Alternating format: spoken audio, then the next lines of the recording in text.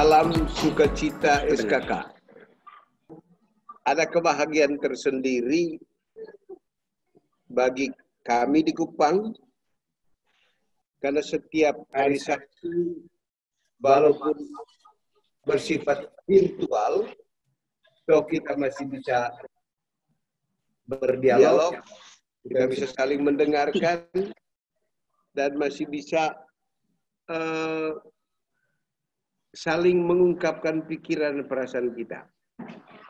Hari ini kita akan coba mendalami sekali lagi tentang corona. Secara ilmu pengetahuan, satu virus yang sekarang menjadi pandemi di seluruh dunia. Kalau kita coba selami pandangan-pandangan ilmu pengetahuan tentang corona, bagaimanapun simpang siur. Ketika kita mendengar berbagai ungkapan orang tentang corona dan bagaimana seharusnya kita menghadapi corona, yang terjadi adalah kebingungan. Kebingungan pertama adalah apakah corona itu akan menginfeksi semua orang ataukah orang-orang tertentu. Dari informasi yang tersebar luas, yang menderita, yang rentan terhadap corona adalah lansia yang mengidap penyakit-penyakit degeneratif. Dan dari data kita lihat yang meninggal dunia yang seperti itu. Sedangkan yang lain hanya ikut ambil bagian agar pandemi ini tidak menyebar luas. Yang kedua, dari data kita tahu bahwa ada yang meninggal dunia, terutama yang mengidap penyakit degeneratif dan yang lanjut usia.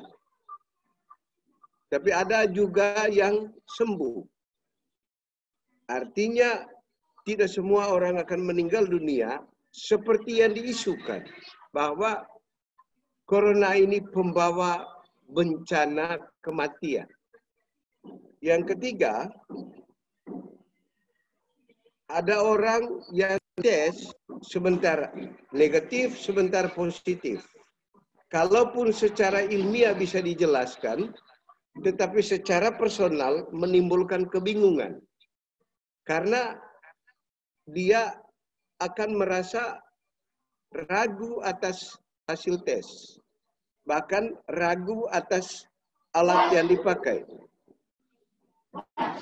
Simpang siur yang berhubungan dengan alat sekarang sedang terjadi di Indonesia, bahwa rapid test yang sudah ada di hampir semua sudut Indonesia ini dianggap tidak akurat untuk mengetahui ada tidaknya corona pada seseorang. Yang dianggap lebih akurat adalah PCR. Itulah kesimpang siuran kita yang terjadi selama beberapa bulan.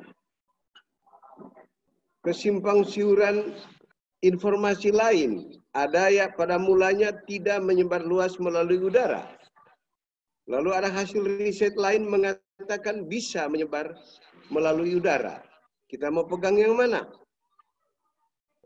Sebenarnya sifat ilmu pada umumnya itu selalu terjadi yang namanya dialektika. Ada tesis, lalu ada antitesis. Lalu dari situ diharapkan terjadilah sintesis. Pertanyaannya, apakah bisa ilmu pengetahuan itu mencapai sintesis yang final? Yang terjadi adalah sintesis yang bersifat temporer. Karena itu kita lihat dalam sejarah ilmu pengetahuan, selalu terjadi perubahan. Tahun ini, apa yang dipandang benar, tahun berikut akan didiskualifikasi. Dianggap sudah tidak akurat. Contoh yang paling aktual bagi kita, pada awal corona ini, rapid test itu diandalkan. Karena itu pemerintah mengeluarkan anggaran untuk membeli alat-alat rapid test. Beberapa hari terakhir sudah terjadi perdebatan yang sengit di antara para ahli sendiri yang mengungkapkan bahwa rapid test itu tidak akurat. Kemana kita akan pergi? Ya, ada dalam beberapa literatur bahwa ilmu pengetahuan itu sebenarnya bersifat konsensus. Ya, salah satu yang dialami oleh kalangan perguruan tinggi, dia menulis sesuatu, ditolak oleh satu jurnal, tetapi diterima oleh jurnal lain. Karena menurut tim yang membaca tulisan itu pertama dianggap tidak layak dimuat. Tapi mengapa bisa dimuat di jurnal lain? Karena menurut pandangan tim pada jurnal lain, tulisan itu layak disebarluaskan. Inilah situasi dunia. Belum lagi kalau kita membaca situasi ini, ada hidden agenda. Saya dengan jujur, berdasarkan teori teks, kontroversial tentang PCR dengan rapid test itu selain bersifat sains, soal akurasi, tapi juga ada muatan lain di belakangnya. Ini perang pemilik modal. Ketika banyak orang menggunakan rapid test karena mudah dijangkau dan prosesnya lebih sederhana, maka jelas dari segi bisnis rapid test lebih menguntungkan. Dan banyak orang memilih rapid test. Kok tiba-tiba muncul perdebatan itu? Kenapa perdebatannya tidak dilakukan sejak awal? Setelah COVID berjalan sekian lama dan banyak orang mengeluarkan duit untuk membayar rapid test, toh sekarang lalu dikatakan itu tidak akurat. Ya, saya coba membacanya sebagai teks di mana orang yang mengeluarkan teks itu mempunyai selain pesan teks, ada pesan tersembunyi di balik itu. Karena itu, orang yang membaca teks atau yang mendengar diskusi-diskusi tentang ini harus waspada karena dia harus menginterpretasi sekian banyak pesan yang ada di balik teks.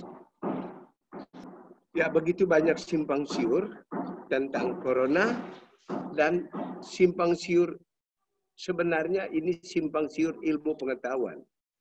Nah, dengan adanya simpang siur ini tidak berarti kita mengabaikan ilmu pengetahuan. Tentu banyak orang semakin ragu akan kebenaran ilmu pengetahuan karena banyak sekali ilmuwan yang sekarang ini bergandeng dengan politik dan pemilik modal. Karena itu mereka menggunakan argumentasi ilmiah itu untuk mendukung itu, bukan mendukung kebenaran sesungguhnya. Karena itu saya secara pribadi, keluarga, bersyukurlah melihat wajah-wajah yang tampil di layar yang tidak menunjukkan adanya kecemasan terhadap corona ini. Karena kita mempunyai pegangan hidup yang benar.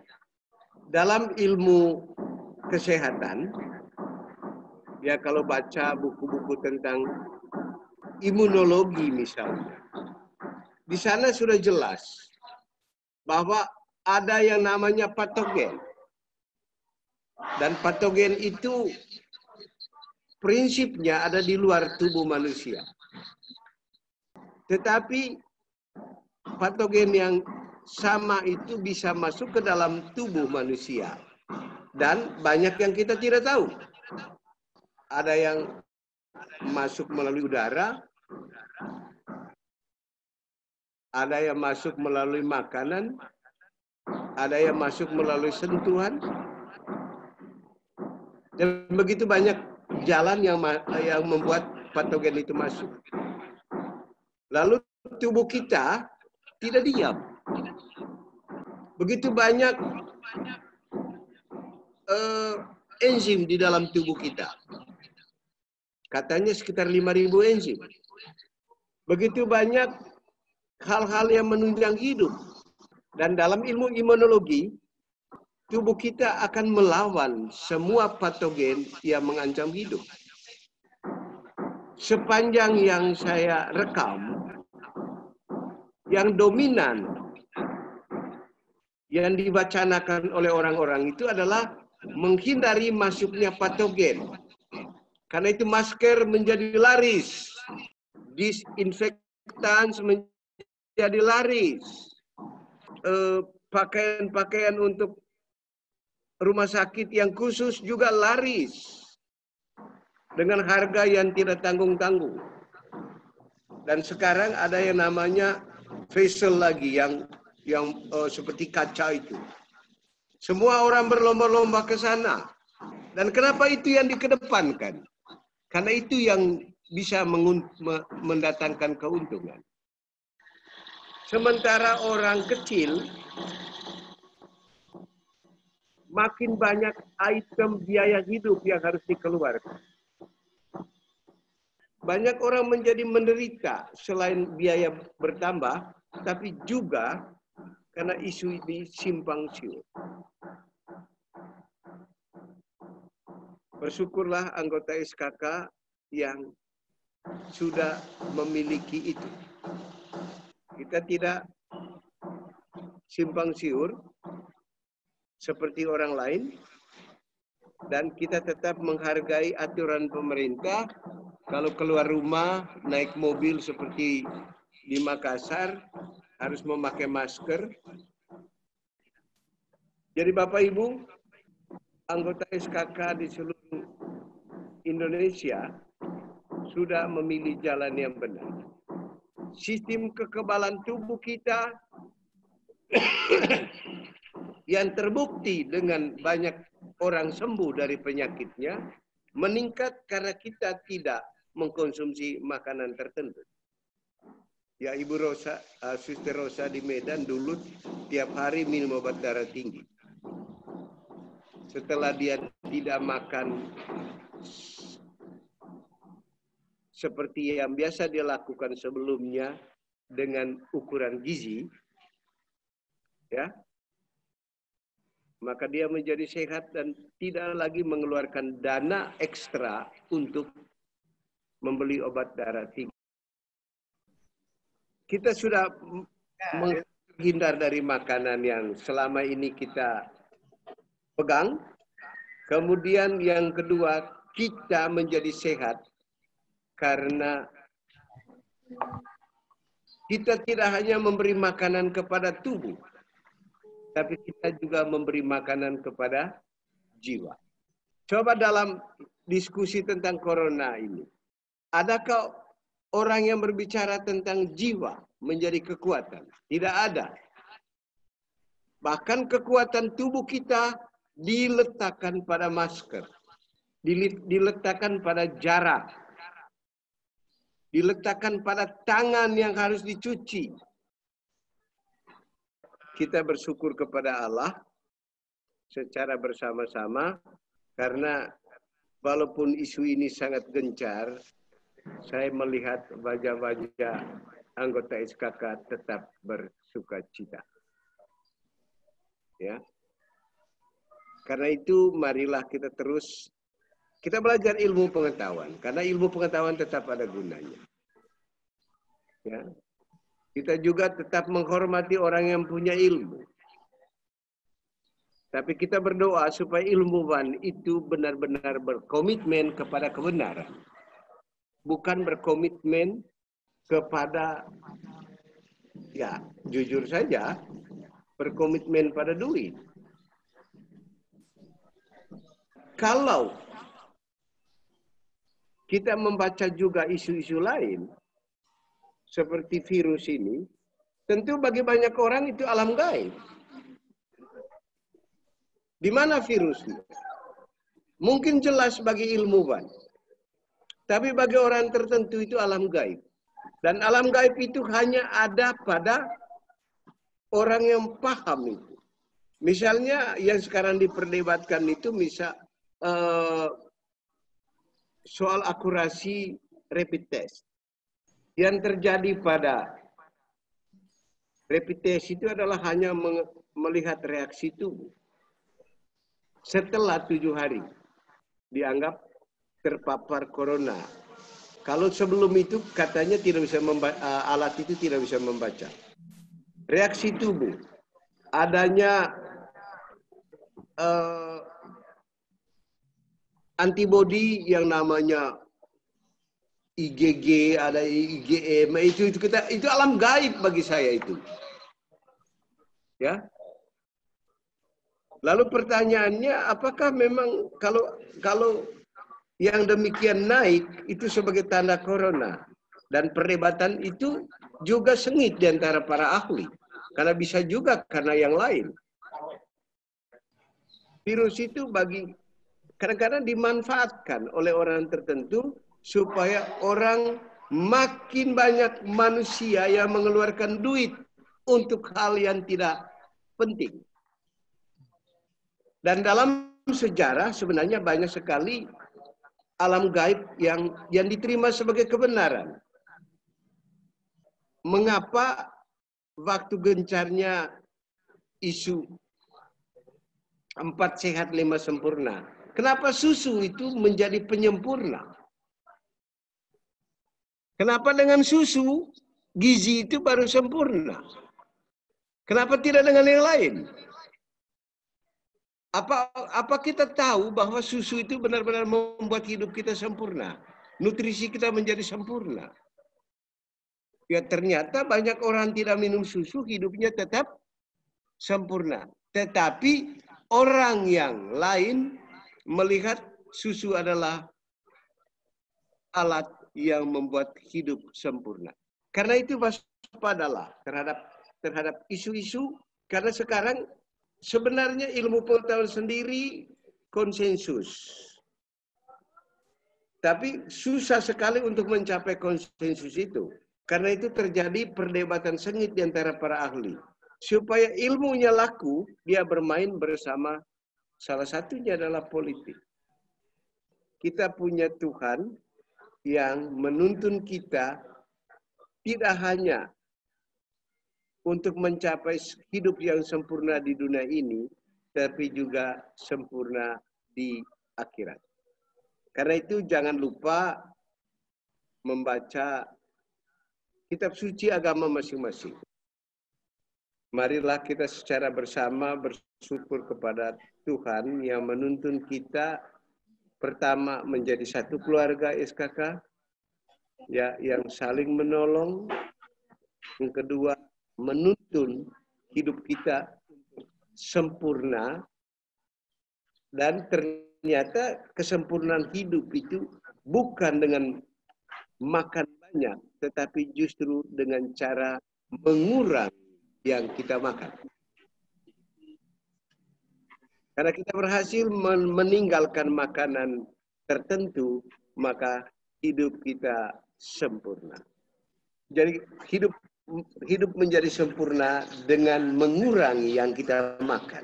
Dan itulah kesempurnaan yang diajarkan dari alam gaib yang lain, yang bukan alam gaib konteks ilmu pengetahuan. Paling tidak kita sudah sekian lama mengalami kesempurnaan hidup hanya dengan mengurangi apa yang kita makan dan menambah atau memperbanyak makanan jiwa. Jadi konsep 4 sehat 5 sempurna kita bukan bukan dalam arti seperti yang digembar-gemburkan, tetapi konsep sempurnanya hidup kita terletak pada mengurangi makanan tubuh dan menambah makanan jiwa dengan kebaikan. Terima kasih, selamat siang. Baik, selamat siang. Terima kasih Opa sudah memberi paling tidak gambaran dari sudut pandang Opa, dan memang itu fakta yang terjadi bahwa kita berkonspirasi, tetapi konspirasi dengan ilmu pengetahuan. Tapi SKK lebih plusnya berkonspirasi dengan Allah dan pada sehat semua. Untuk lebih ini, kita ada di sini, nanti ada beberapa yang bicara, tapi saya beri kesempatan untuk menanggapi secara ilmu pengetahuan. Mungkin dokter ini adalah dokter di Rumah Sakit Angkatan Laut. Ya, dokter ini saya persilakan untuk berbicara. Selamat siang, Opa Anton. Selamat siang. Ya. Dan di samping dokter ini tidak kelihatan? Kelihatan. Itu Putri ada di belakang lagi. Oke, silakan. Halo. Siang seluruh keluarga SKK dimanapun berada. Selamat siang, Thomas. Saya selama pandemi ini tetap bekerja di rumah sakit seperti biasa saja, Opa. Jadi aturan-aturan rumah sakit pun kita ikutin. Tapi saya punya keyakinan apa yang sudah Opa sampaikan pada waktu pertemuan pertama kali di Kupang, itu yang menguatkan saya bahwa dengan saya menjaga apa yang menjadi racun, menjadi imun saya jadi lebih kuat dan saya lebih yakin dalam bekerja di rumah sakit, Opa. Dan itu saya juga sampaikan kepada pasien-pasien saya yang sebagian besar adalah orang lansia dan banyak penyakit yang degeneratif, bahwa makanan itu terutama biasanya saya menyampaikan karena mereka datang biasanya dengan diabetes, dengan dislipidemi yang kolesterol tinggi, jadi saya menyampaikan banyak hal. Apa yang diberikan nasihat kepada saya dari Opa, saya sampaikan perlahan-lahan, terutama pada mereka untuk minum air putih, itu yang saya utamakan, bahwa baik mencegah di musim pandemi ini, lebih banyak kita sharing kepada mereka. Makanan yang sehat itu bukan makanan yang enak di mulut. Makanan yang sehat buat kita itu adalah makanan yang memang betul-betul dari bahan-bahan yang organik. Banyak saya lebih sharing untuk memberikan pengetahuan tentang makanan daripada obat yang saya sampaikan. Banyak dari saya. Terima kasih, Bu. Ibu dokter, kalau menyangkut dengan corona di rumah sakit ini, gimana Ibu dokter? Secara ilmu ya? Corona selama ini sampai saat ini memang di rumah sakit kami memang masih banyak pasien-pasien yang datang. Pasti apapun yang kita dapat, virus atau bakteri akan menjadi sakit bila sistem imun kita turun. Dan mungkin secara psikis yang paling berat, psikologis, karena rasa takut di musim pandemi ini yang akan memperburuk, sistem imun kita justru lebih turun karena gangguan psikis kita. Karena melihat situasi seperti ini, kita lebih cenderung rasa takut dan cemas yang mendominasi. Jadi itu saja dari, jadi yang saya sampaikan Opa juga bahwa be happy itu memang yang penting dalam menanggapi situasi seperti ini. Terima kasih Ibu Rini sudah menjadi utusan. Karena melanjutkan apa yang kita percaya selama ini. Bagaimanapun banyak pasien Ibu Rini yang sembuh dengan mengikuti anjuran Ibu Rini. Dan itu adalah tugas seorang nabi yang namanya Rini. Ya. Kemudian saya lihat juga dengan cara saya, Pak Situmorang juga berhasil mewartakan cara hidup di antara teman-temannya. Karena itu banyak yang ikut. Itu luar biasa. Ya. Nah, itulah yang diharapkan, bahwa kita menjadi utusan untuk menunjukkan kepada dunia bahwa mengikuti cara, katakan saja mengikuti cara kita, itu adalah cara yang patut ditiru orang. Kita dengan konsisten dengan cara hidup kita, maka kita akan menjadi corong kebenaran yang dilupakan orang. Itu satu. Yang kedua, Ibu Rini, yang saya tahu,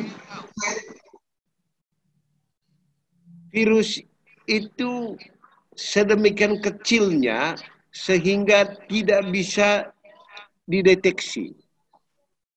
Kalaupun dideteksi di laboratorium, itu bersifat tracing namanya. Trace, jejak. Lihat jejaknya di situ.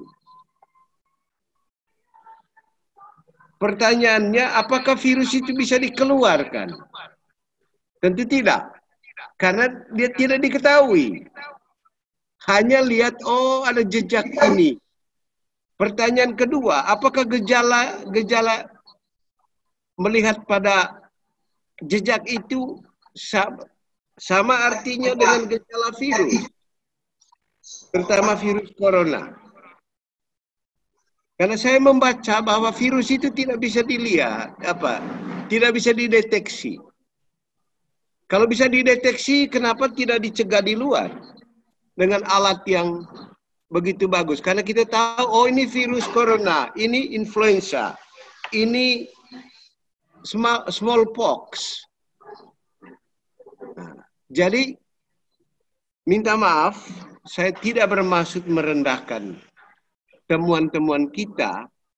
Sebenarnya masih yang kita anut selama ini masih bersifat hipotetis, dugaan. Tetapi terima kasih kepada dokter-dokter di seluruh Indonesia yang berjuang atas nama kebenaran, atas nama kebaikan untuk menolong orang. Tapi dengan cara saya masih banyak yang bekerja atas nama duit. Ya. Selamat siang untuk semua pendengar. Saya disuruh untuk men-sharingkan pengalaman selama pandemi corona ini. Sejak bulan Maret, hebohnya corona, disuruh semua harus pulang. Kami di sini menangani anak-anak SLBC sebanyak 64 orang. Kalau disuruh pulang, repot. Kembalinya nanti kewalahan kami karena pandemi ini. Akhirnya kami mengambil keputusan bahwa anak-anak yang berada di asrama ini tidak dipulangkan. Memang kami juga ada sedikit kesulitan karena dari pihak luar, dari rumah sakit, dari lingkungan agak takut dengan anak-anak ini karena ini anak-anak cacat. Tapi begitu pandemi ini mulai dibicarakan, saya langsung bertelepon kepada Opa. Opa, kami minta doa supaya malaikat-malaikat melindungi kami di dalam kompleks ini dengan jumlah 94 orang ini biar selamat. Dan itu kami yakini. Kami percaya akan itu. Karena kami tahu bahwa Opa kan sudah berapa kali datang ke sini, tempat ini menjadi tempat pelayanan, maka tempat ini juga akan dilindungi. Dan sampai hari ini kami aman. Luar biasa. Kami aman. Alhamdulillah.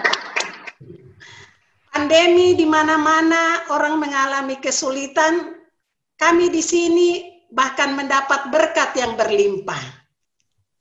Luar biasa. Kami tidak pulangkan anak.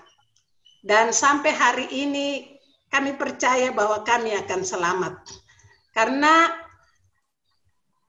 kami punya waktu banyak untuk berdoa. Dengan pandemi ini kami punya waktu banyak berdoa. Anak-anak, Pak Mams, semakin lancar bisa mengucapkan doa salam Maria, tidak krak-krak lagi. Krak lagi. Luar biasa. Artikulasi sudah mulai jelas karena tiap hari berdoa.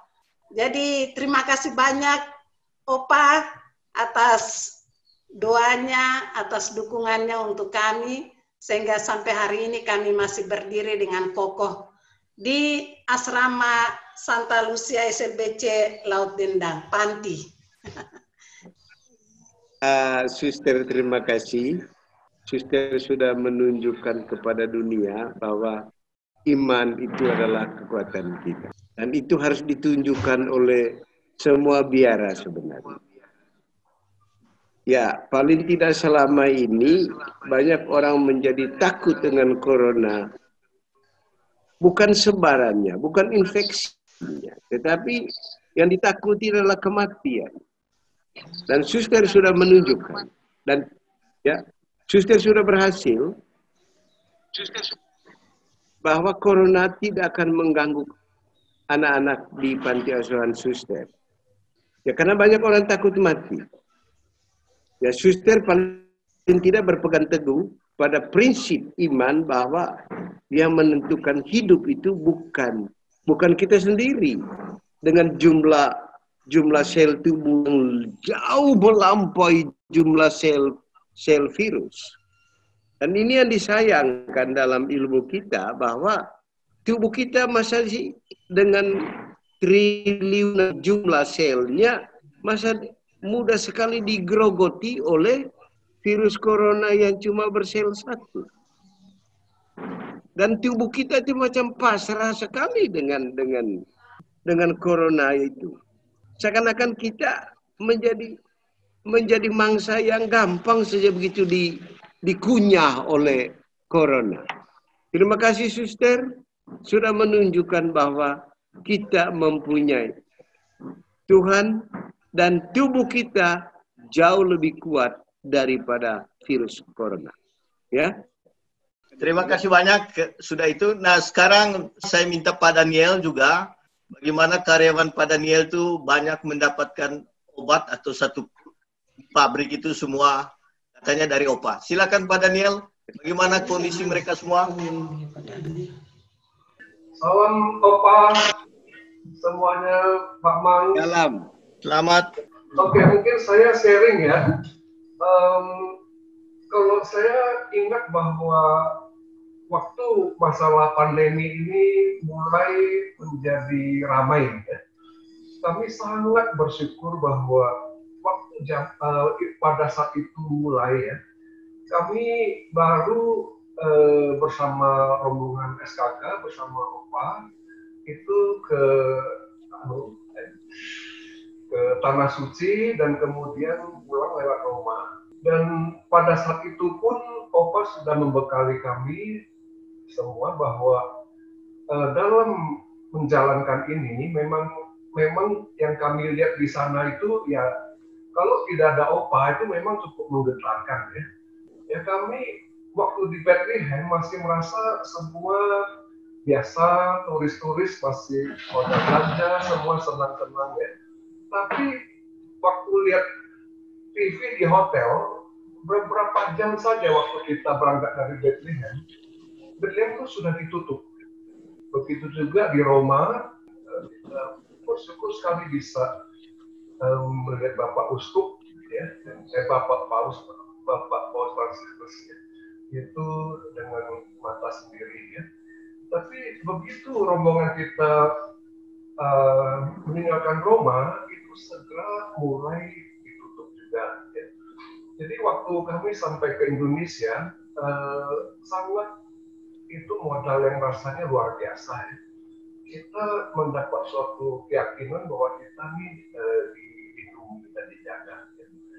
Nah, pada saat kami mulai mendengar di publik itu bahwa wah saat ini sudah mulai bertanya ini, bertanya itu. Nah, pada saat itu memang kita bersyukur kita bisa berkonsultasi dengan OPA, ya, di mana pada saat itu OPA mengatakan tenang saja, jalani saja, tidak apa-apa. Ya. Waktu itu disiapkan 4 vitamin, ya, 4 itu. Karena begini, kita melihat bahwa karyawan ini kan ada di Pontianak ada 600, di Jakarta kira-kira 100, total 700. Jadi supaya di antara mereka juga ada ketenangan, ya, ada suatu kegiatan. Jadi yang kami hindari adalah jangan kekhawatiran antara mereka itu yang saling menambah kekhawatiran yang lain. Jadi kami ingin membedakan gejala flu biasa dengan kalau ya yang kita sebut gejala corona itu, ya. Jangan karena flu biasa lalu panik. Gitu, ya. Jadi 4 itu adalah Nature, Sanmo, Bisolfon, sama Neurogen lebih. Ya. Jadi setiap 3 hari itu diberikan pada karyawan selama beberapa minggu. Ya.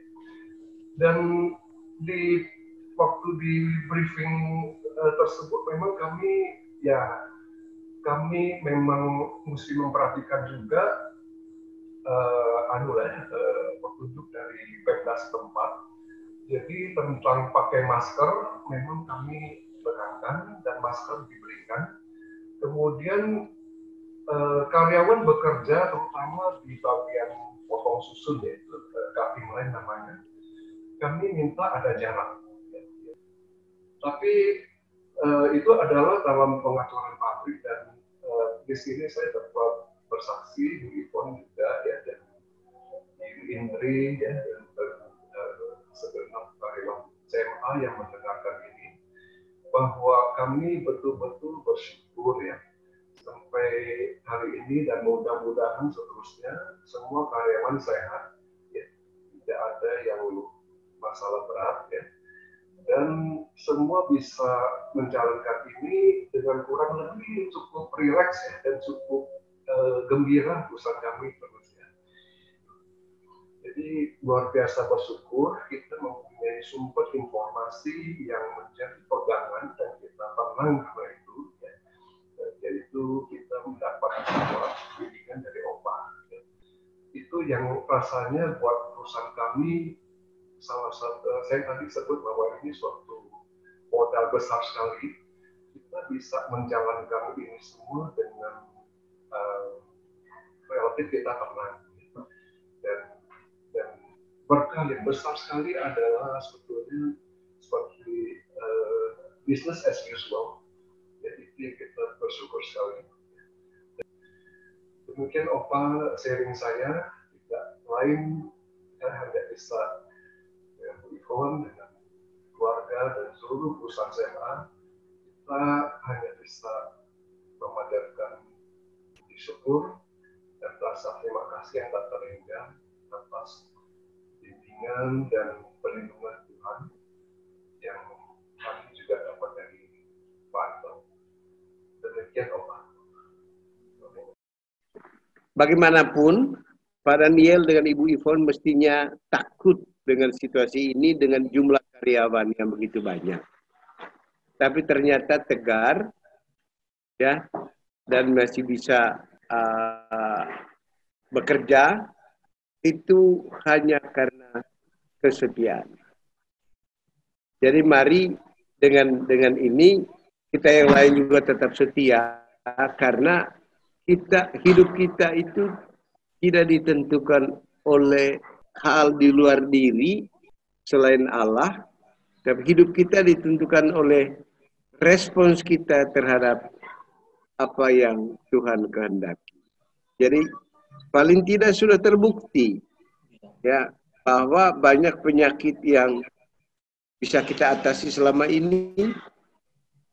Bahkan kita hari ini kita bisa mengatasi kecemasan atas corona. Sementara orang lain banyak sekali yang cemas dengan corona. Jadi mari kita tepuk tangan untuk Pak Daniel. Semoga ini menjadi kekuatan bagi kita untuk terus melangkah dalam, katakan saja, ideologi yang 13 tahun kita geluti bersama. Ideologi itu adalah ideologi, kalau mau hidup sempurna, kurangi makanan dan makanan tubuh, tingkatkan makanan jiwa. Itulah yang kita kembangkan. Terima kasih. Cirebon, silakan. Opa mau tanya, itu Salam, iya. Kenapa? kalau Opa ini kan mungkin nanti ada vaksin ya, kayaknya sih, Ya. dan mungkin Udah ramai. ya udah ramai, terus dengar-dengar diwajibkan. Nah, itu gimana Opa?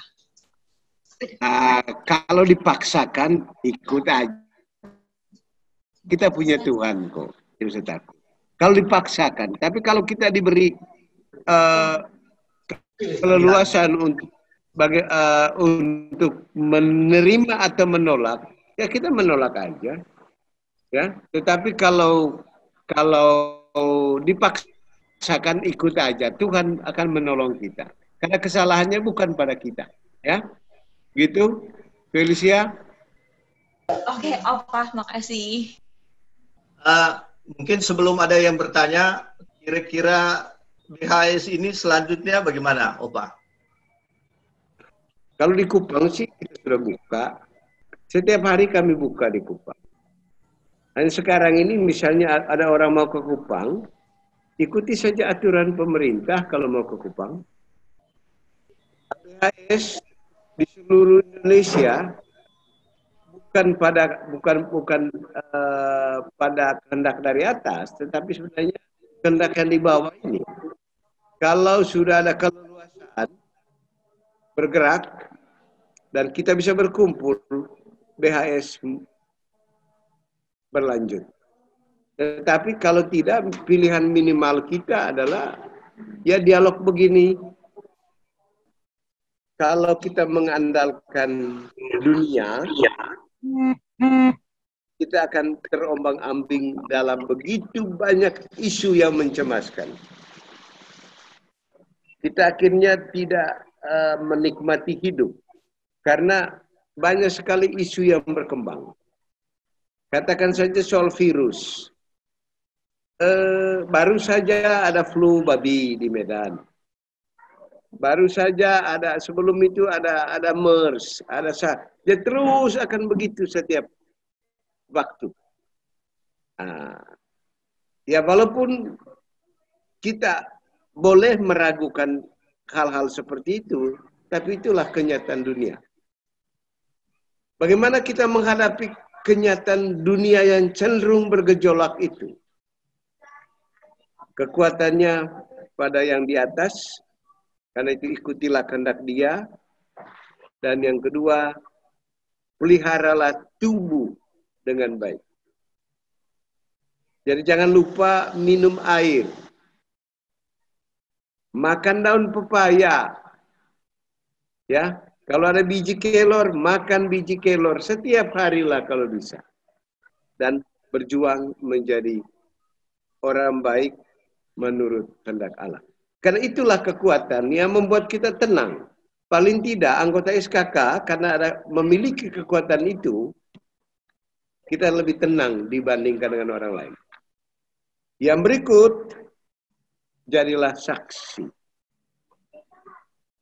Karena itu penting. Di mana orang bersedih karena takut corona, kitalah pembawa senyuman. Ketika orang lain berjuang untuk makan sebanyak mungkin, kita hadir memberi contoh untuk tidak makan seperti mereka. Jadi kita diharapkan menjadi model kedamaian, terus jadi orang baik, membawa senyum dimanapun, ya, dan tetap setia kepada kehendak Allah. Itu saja yang mau saya sampaikan, Pak Mans. Selamat siang. Ya, sebelum tutup dengan doa, sedikit saya ada selipkan khususnya untuk orang Kristen, kan ada Yesus mengatakan, aku di dalam kamu, kamu di dalam aku.